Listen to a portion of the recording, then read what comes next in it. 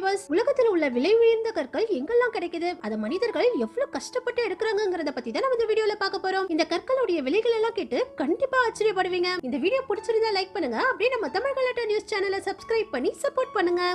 நம்ம முதல்ல பார்க்க போறது எமர்லட் ஜெம்ஸ்டோன். சவுத் அமெரிக்கால உள்ள கொலம்பியால தான் இந்த எமர்லட்னு சொல்லப்படுற மரகத கற்கள் அதிகமா கிடைக்குது. இந்த மரகத கல் இங்க கிடைக்கிறதுனாலயே இந்த கல்லுக்காக ஏகப்பட்ட சண்டைகள் நடந்திருக்கு. ஆரம்பத்துல 500 வருஷத்துக்கு முன்னாடி ஸ்பானிஷியர்கள் ஆப்பிரிக்கன்ஸ் அடிமைகளை கூட்டிட்டு வந்து இங்க இருந்து இந்த மரகத கல்லை எடுத்து விலை உயர்ந்த நகைகளை செஞ்சிருக்காங்க. அதுக்கப்புறம் ஆங்கிலேயர்களும் இந்த மரகத கல்லுக்காக இங்க சண்டை போட்டிருக்காங்க. 1965ல லோக்கல் ரவுடிகளும் தாதாக்களும் கிரீன் வார்ங்கிற பேர்ல இந்த மரகத கல்லுக்காக சண்டை போட்டிருக்காங்க. 1990ல கொலம்பியா கவர்மெண்ட் இந்த இடத்தை கார்ப்பரேட் நிறுவனங்களுக்கு வித்துட்டாங்க. அதுல இருந்து இப்ப வரைக்கும் இங்க வாழ்ற இந்த மண்ணுக்கு சொந்தமான மக்கள் இந்த இடம் எங்களுக்கு தான் சொந்தம்னு தொடர்ந்து சண்டை போட்டுட்டு இருக்காங்க. போன வருஷம் நவம்பர் மாசம் கூட இங்க இந்த மரகத கல்லுக்காக மிகப்பெரிய போராட்டம் நடந்திருக்கு. இங்க உள்ள மலைப்பகுதியில இயற்கையாவே சல்பரும் பெரைட்டும் அதிகமா இருக்கிறதுனால இங்க இந்த மரகத கற்கள் அதிகமா கிடைக்குது. எந்த அளவுக்கு இந்த கல் நல்ல பச்சை கலர்ல இருக்குதோ அந்த அளவுக்கு இது அதிக விலைக்கு விக்குது. வெறும் 57 கேரட் இருக்கிற இந்த சின்ன கல்லுடைய விலை $35,000, இந்திய மதிப்புக்கு 30 லட்சம் ரூபாய். இந்த கற்கள் இவ்வளவு அதிக விலைக்கு விக்கிறதுனாலதான்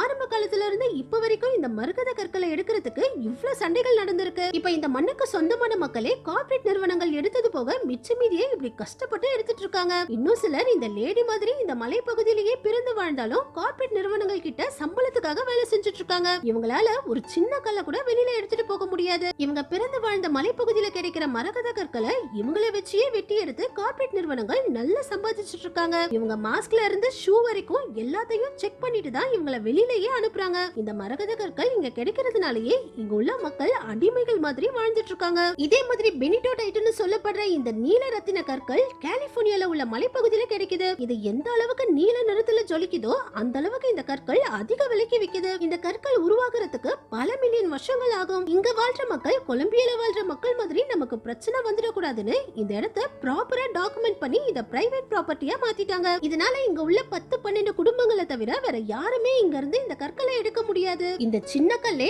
$12,000, இந்திய மதிப்புக்கு 10 லட்சம் ரூபாய்க்கு விக்குது. அதுலயும் இந்த கற்கள் கிடைக்கிறது இப்ப ரொம்பவும் குறைஞ்சிட்டதுனால இந்த கல்லோடைய விலை வருஷம் வருஷம் கூடிக்கிட்டே தான் போகுது. அடுத்தது கிராஃபைட். தமிழர்கள் உலகம் முழுக்க வாழ்ந்தாலும் இலங்கை தமிழர்கள் பேசுற தமிழை தான் மத்த மொழிகள் கலக்காத சுத்தமான தமிழ்னு சொல்றாங்க. அந்த மாதிரி உலகத்துல கிடைக்கிற கிராஃபைட்டுகள்லயே இலங்கையில கிடைக்கிற இந்த கிராஃபைட்டை தான் சுத்தமான கிராஃபைட்னு சொல்றாங்க. இலங்கையில இருக்கிற கஹாட்டா காஹா கிராஃபைட் லங்கா லிமிடெட்ங்கிற மைனிங் நிறுவனம் தான் அதிகமான கிராஃபைட்டை இலங்கையில இருந்து எடுக்கறாங்க. ஒரு வருஷத்துக்கு 800 டன் கிராஃபைட்டை இங்க இருந்து எடுக்கறாங்க. 2000 ஃபீட் ஆழத்துக்கு கீழே வெடி வச்சு இந்த கிராஃபைட்டை எடுக்கறாங்க. முதல்ல இந்த கிராஃபைட்டை வச்சு பென்சிலை தான் செஞ்சாங்க. அப்ப இந்த கிராஃபைட்டுக்கு மதிப்பே இல்லாம இருந்துச்சு. அதுக்கப்புறம் பாம்புகள்ல இந்த கிராஃபைட்டை பயன்படுத்த ஆரம்பிச்ச உடனே இதோடைய விலை கொஞ்சம் அதிகமாச்சு. அதுக்கப்புறம் இதை வச்சு லித்தியம் அயன் பேட்டரிகளை தயாரிக்க ஆரம்பிச்ச உடனே இதோடைய விலை இன்னும் அதிகமாச்சு. இப்ப எல்லா எலக்ட்ரிக் வாகனங்கள்ல உள்ள பேட்டரியையும் இந்த கிராஃபைட்டை வச்சு தான் தயாரிக்கிறாங்க. ஸ்ரீலங்கா ஒரு வருஷத்துக்கு 3000 டன் கிராஃபைட்டை தான் ஏற்றுமதி பண்றாங்க. ஆனா சைனா ஒரு வருஷத்துக்கு 8 லட்சம் டன் கிராஃபைட்டை ஏற்றுமதி பண்றாங்க. சைனா அதிகமான கிராஃபைட்டை ஏற்றுமதி பண்ணாலும் ஸ்ரீலங்கால கிடைக்கிற கிராஃபைட் தான் சுத்தமான கிராஃபைட்ங்கிறதுனால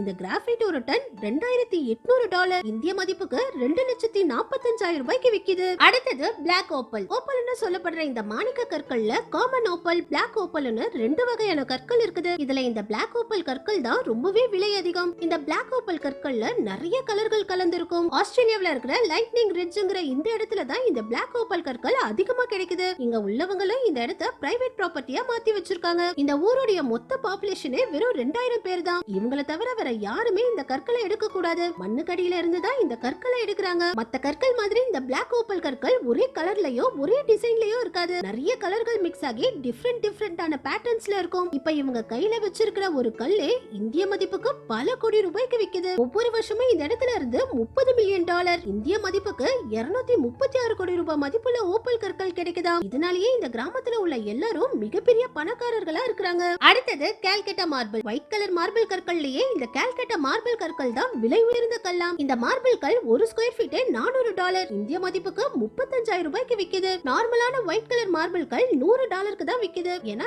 எத்தனை வருஷமானாலும் இந்த கல் எப்பவுமே புதுசு மாதிரி ஷைனிங்கா இருக்குமா. இத்தாலியில உள்ள இந்த மலைப்பகுதியில மட்டும் தான் இந்த மார்பிள் கல் கிடைக்குதா. ஏற்கனவே இதுல பாதி மலையை வெட்டி எடுத்துட்டாங்க. 2000 வருஷமா இந்த மலையில இருந்து இந்த மார்பிள் கற்களை வெட்டி எடுத்துட்டு இருக்காங்க. இந்த மலையை வெட்டி எடுத்து இப்படி பீஸ் பீஸா கட் பண்ணி பாலிஷ் பண்ணி விக்கிறாங்க. இதே மாதிரி பிளாக் கலர் மார்பிள் கற்கள்ல கிராண்ட் ஆன்டிக்யூ மார்பிள் கல்லுன்னு சொல்லப்படுற இந்த கல்லு தான் அதிக விலைக்கு விக்குது. ரொம்ப வருஷமா இந்த கற்கள் கிடைக்காமலேயே இருந்திருக்கு. இப்போ பிரான்ஸ்ல இருக்கிற இந்த ஒரு சின்ன மலையில மட்டும் தான் இந்த ஒரு மார்பிள் கல் கிடைக்குது. இந்த மார்பிள் கல் ஒரு ஸ்கொயர் மீட்டர் $2000, இந்திய மதிப்புக்கு 1,75,000 ரூபாய்க்கு விக்குது. அதாவது ஒயிட் மார்பிள் கற்களை விட 20 மடங்கு விலை அதிகம். இந்த மலை 60 மில்லியன் வருஷம் பழமையான மலையாம். இதனாலேயே ரோமனியர்கள் இந்த கல்லை வச்சுதான் அவங்களுடைய முக்கியமான கட்டிடங்கள் எல்லாம் கட்டி இருக்காங்க. நெப்போலியன் மன்னருடைய நினைவிடத்தை கூட இந்த மார்பிள் கல்லை வச்சுதான் கட்டி இருக்காங்க. இந்த மலையை மட்டும் மொத்தமா கட் பண்ணி எடுத்துட்டாங்கன்னா அதுக்கப்புறம் இந்த வகை மார்பிள் கல்லே கிடைக்காதாம். நம்ம கடைசியா பார்க்க போறது ஜெம் சிட்டி. நம்ம இந்தியாவுல உள்ள ஜெய்ப்பூரை தான் ஜெம் சிட்டின்னு சொல்வாங்க. ஏன்னா ஜெய்ப்பூர்ல உள்ள தெருக்கடைகள்லயே இந்த மாதிரி ரத்தின கற்களை விற்பாங்க. டூப்ளிகேட் கற்கள்ல இருந்து விலை உயர்ந்த ஒரிஜினல் கற்கள் வரைக்கும் எல்லாமே ஜெய்ப்பூர்ல கிடைக்கும். டயானால இருந்து நிறைய செலிபிரிட்டிகள் ஜெய்ப்பூருக்கே வந்து இந்த கற்கள் பதிச்ச விலை உயர்ந்த நகைகள் எல்லாம் வாங்கிட்டு போயிருக்காங்க. இரண்டாம் மகாராஜா ஜெய்சிங் 1720கள்ல இங்க இந்த விலை உயர்ந்த கற்கள் கிடைக்கிறது தெரிஞ்சுக்கிட்டு இங்க இருந்து நிறைய நகைகளை செஞ்சிருக்காரு. ஜெய்ப்பூர்ல தான் உலகத்திலேயே மிகப்பெரிய ஸ்டோன் கட்டிங் சென்டரும் இருக்குது. ஏன்னா 15,000க்கும் அதிகமான மக்கள் இந்த கற்களை கட் பண்ற தொழிலை செஞ்சுட்டு இருக்காங்க. ஜெய்ப்பூர்ல இருக்கிற கடைகள்ல 1,00,000 ரூபாயில ஆரம்பிச்சு 50 கோடி ரூபாய்க்கு கூட நகைகள் இருக்குது. அந்த அளவுக்கு விலை உயர்ந்த நகைகள் எல்லாம் இங்க விக்கிறாங்க. இதுக்கப்புறம் இந்தியாவுல உள்ள சூரத்தை தான் டைமண்ட் சிட்டின்னு சொல்றாங்க. ஏன்னா வைரங்கள் ஆப்பிரிக்கால அதிகமா கிடைச்சாலும் அது நம்ம இந்தியாவுல உள்ள சூரத்துக்கு வந்துதான் கட்டிங் பண்ணி நகைகளா மாறுது. உலகத்துல இருக்கிற வைரங்கள்ல 10% வைரங்கள் இந்த சூரத்துக்கு வந்து கட்டிங் பண்ணி தான் பல நாடுகளுக்கு விற்பனை ஆகுதாம். அதனாலதான் சூரத்தை டைமண்ட் சிட்டின்னு சொல்றாங்க. ஓகே வியூவர்ஸ், உங்களுக்கு கோல்ட பிடிக்குமா டைமண்ட் பிடிக்குமான்னு கமெண்ட்ஸ்ல சொல்லுங்க. இந்த வீடியோ பிடிச்சிருந்தா லைக் பண்ணுங்க. அப்படியே நம்ம சேனலையும் சப்ஸ்கிரைப் பண்ணி சப்போர்ட் பண்ணுங்க.